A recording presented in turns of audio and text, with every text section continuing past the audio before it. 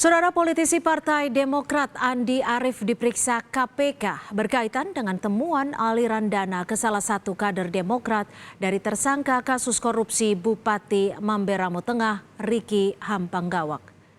Diperiksa hampir 2 jam sebagai saksi, Andi Arief mengaku hanya diberi 3 pertanyaan oleh penyidik.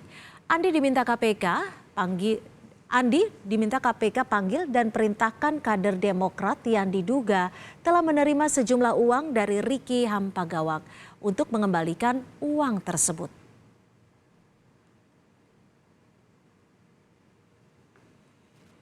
Bahwa saya diminta tolong agar temuan KPK bahwa ada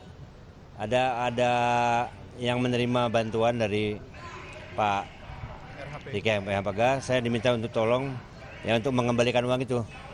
Untuk menekan, saya belum jelas. Oleh karena itu untuk kebutuhan proses penyidikan kami juga memanggil beberapa orang saksi hari ini, diantaranya Pak Andi Arief ya.